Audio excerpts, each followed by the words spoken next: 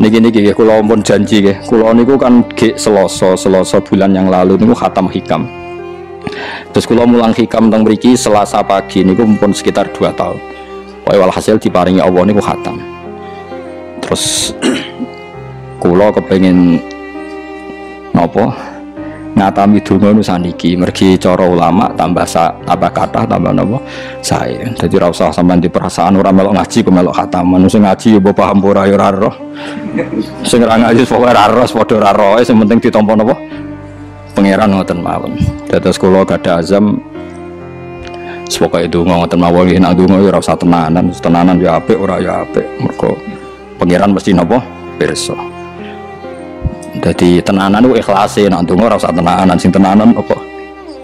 Mergi cara hikam itu termasuk ngeten. Hikam itu yang ngarang hikam itu jenis Ibnu Athaillah As-Sakandari. Ini muridnya Abdul Abbas Al-Mursi.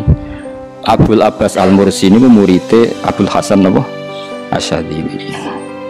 Kulo niku sinau hikam mulai riyen, mun bertahun-tahun sampai sekarang. Dia badhe tilem sering mau hikam. Jadi hikam termasuk madzhab ngeten, tapi aja nut kados tiyang sing ora tau mlebu masjid yo aja nut iku wali. Nah kowe gawe-gawe. Nah kowe nglakoni ngono ben dadi wali wae ora mutu niku mboten alami. Hikam itu kalau berdoa itu sekali. Kula nu nate umroh 2009, terus haji 2013. Terus kemarin kula umroh malih tahun kemarin, baru ruwah kemarin. Niku kadang-kadang berkali-kali kalau itikaf teng multazam, tapi ora tau sida donga sampai sakniki.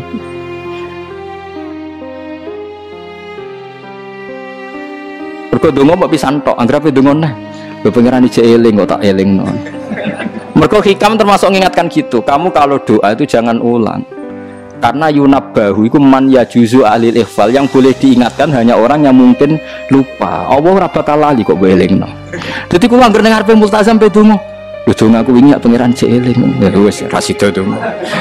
Ku anggere ape dongane, tapi ndak gawe-gawe lho, saya asli, maksudnya asli. Anggere ape dongane. Kan cek eling kok. Ya wis. Sampai kula nu teng raudhah niku akhirnya mau maca selawat, maca Quran. Anggere donga seling to Gusti Yesus ngono terus. Dadi yo pancen unik, wong wali ku unik. Aja gawe-gawe lho, tapi aja nut. Kula cuma pancen hikam adzab ngoten. Wa inna mayunabba wa amne den elingno sapa man wong ya juzu kang wa oleh ali ngatasi man apa alif falali. Sing oleh mbok elingno zat sing kemungkinan ora tau lali kok amen mbok elingno. Wingi mbok omongi, saiki mbok omong. Lho cara kowe diutang ditagih terus iso eling. Dadi hikam adzab unik. Ya tapi udahnya wali ya tetap napa? Wali itu keliru tetap wali. Nah, ben arah wali ku bener wae tetep ra wali wis ra bakat. Tapi aja gawe-gawe lho, syaratnya napa? Syaratnya aja napa? Gawe-gawe. Iki kula iki sering diprotes ben. Gus, ora tau ora jenengan donga. Jare sapa ora donga? Wingi setu. Kok ora donga nah? Jeling. Kadang kula yang ngerasa dosa tapi piye kadang tengah ati ngoten ya akhire ya ora roh. Pokoke aku anggere pengen donga ya donga, ben ora ya ora. Pas donga ya anut wali, pas ora ya anut wali. Kadang bener. Dadi pas donga ya bener, pas ora ya bener. Tapi itu memang sebagian mazhab beliau. Jadi ini nanti saya bacakan hikam dua kata mutiara terus donga, supaya donga sampean donga, supaya donga.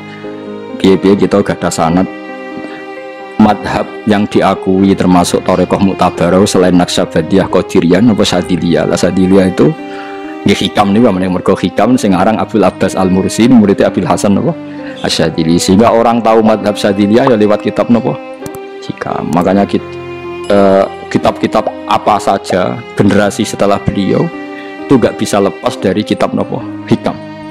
Sampai darani hikam atau iya. Ini madhabnya apa atau iya. Atau iya itu mana nih? Sing arangu napa Ibnu Athaillah disebut hikam atau iya. Itu beliau sebetulnya ya ada orang alim yang butuh mikir jelimet kayak boten. Ya wong waras nonton mau. Misalnya orang waras begini, pancen wong waras itu beda mek waras pancen. Misalnya gini, saya ngambil uangnya Mustafa tanpa pamit boleh ndak? Ndak boleh kan? Terus beliau membuat makalah gini, kalau aja apal.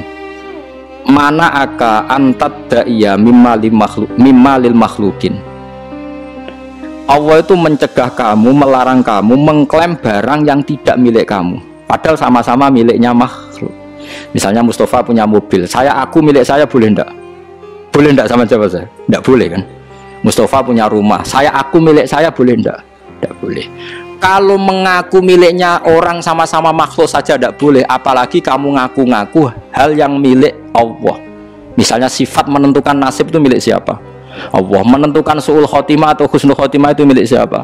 Kamu tidak boleh. Misalnya gedeng orang, wong ngono iku mesti su'ul khotimah. Lho sing nentukan itu milik Allah. Wong ngaku barange wong ora oleh apa meneh ngaku sing hake Allah Subhanahu wa taala. Jadi sebetulnya nak ngendikan ya normal saja. Artinya ijtihad itu kan normal, tidak perlu orang pinter banget. Tapi sing roh itu wong waras ngono maksudnya. Setelah dijelaskan kan masuk akal. Kayak tadi ndonga kok terus kaya sing mbok omongi wingi lali, urung lali kok sebolehno meneh. Kan masuk akal.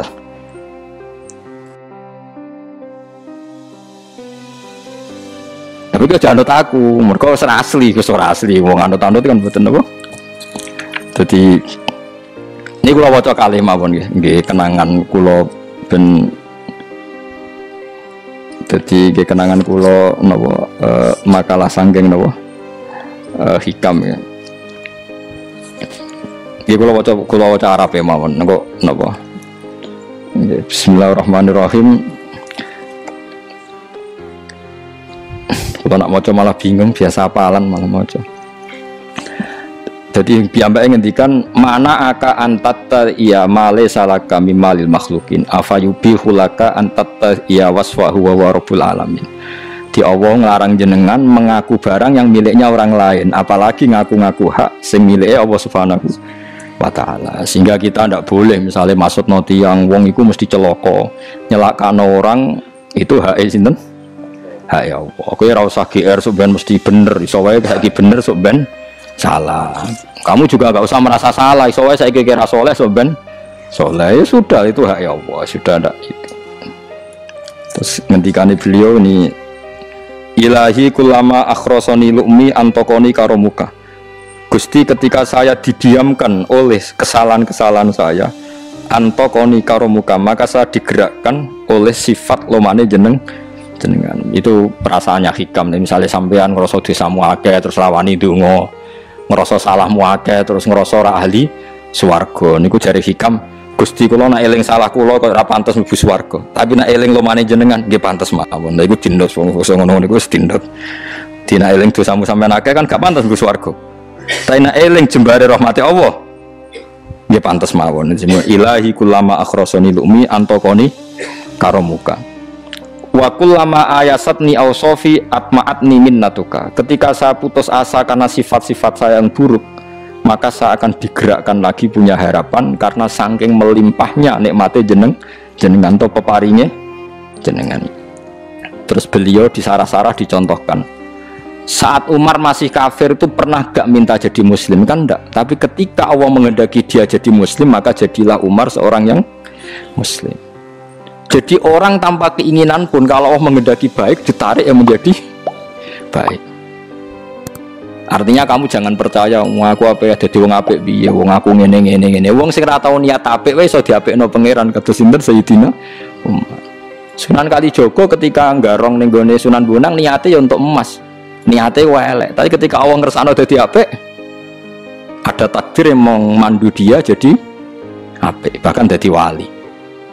Itu wakul lama ayasatni ausofi, ketika saya diputus asakan oleh sifat-sifat saya yang buruk, maka saya akan diharapkan lagi, diberi tomak, diberi harapan oleh banyak peparingnya napa jenengan. Jadi intinya kalau suwun khasnya madhab Sadili itu melihat sisi positif. Jadi misalnya jenengan sholat misalnya, ini rumah notenan, misalnya jenengan sholat, potensi gak diterima itu tinggi. Mungkin kita ada ikhlas, mungkin kita tidak tumak ninah, mungkin kita banyak melakukan kesalahan, mungkin eling macam-macam. Itu potensi yang menjadikan kita sholatnya tidak diterima Allah.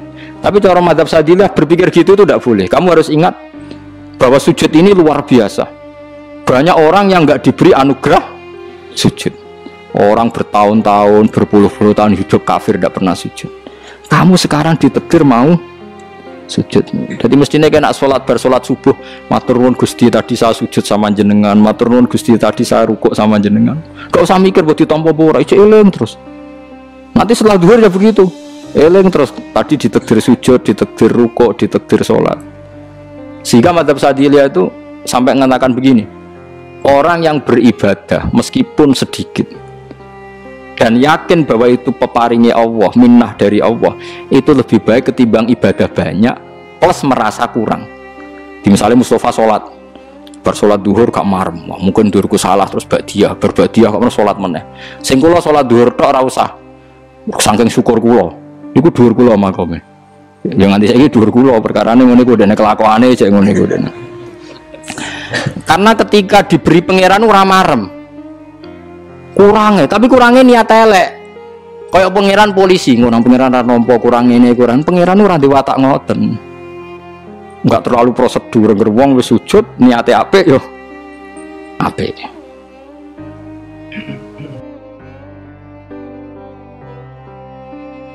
Ya mulane kula nate debat mbek jenengan kula kan bolak-balik cerita.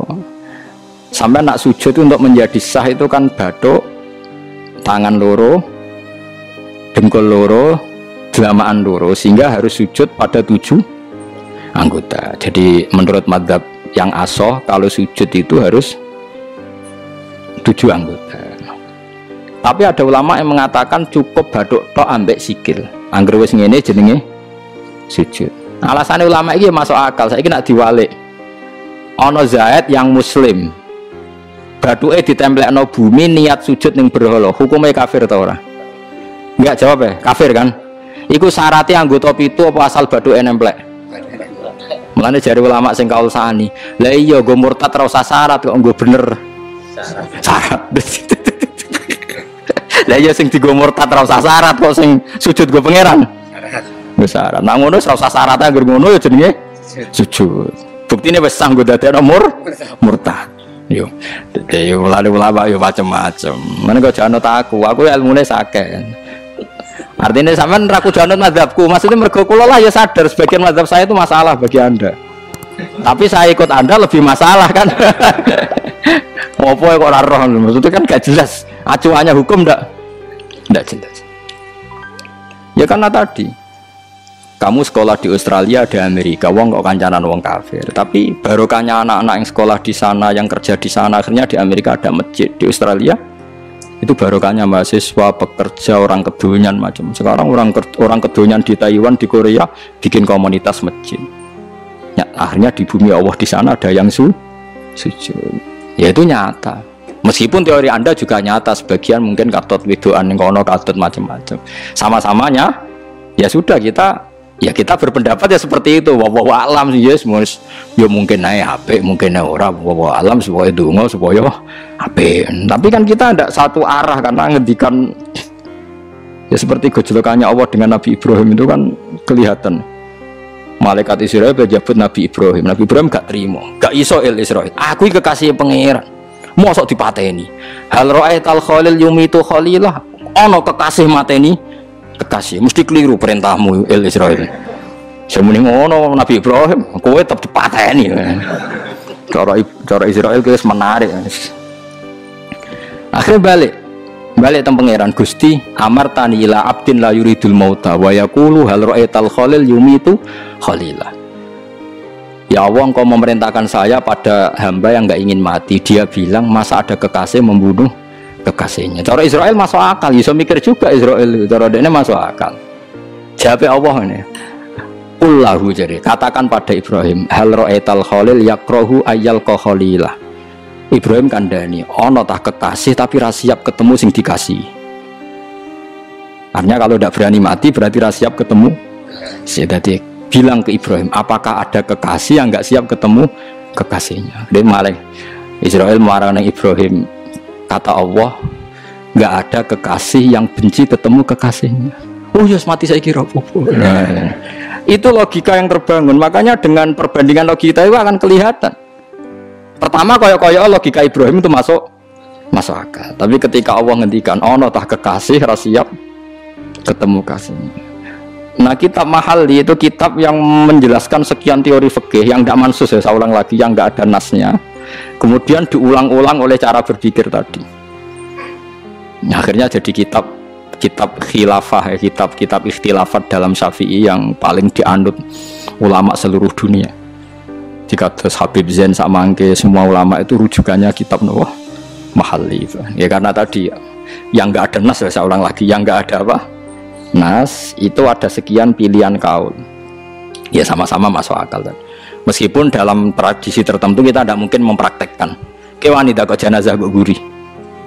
Nak komen takobal wa minna minkum takobal wa. Ya Karim pasti dia kok Kiai Sabreng. Jenazah iki kok apa? Gurih. Tapi saya sekarang mulai curiga dengan di Arab Saudi karena tetap ada sholat gaib tapi mayatnya sudah nggak di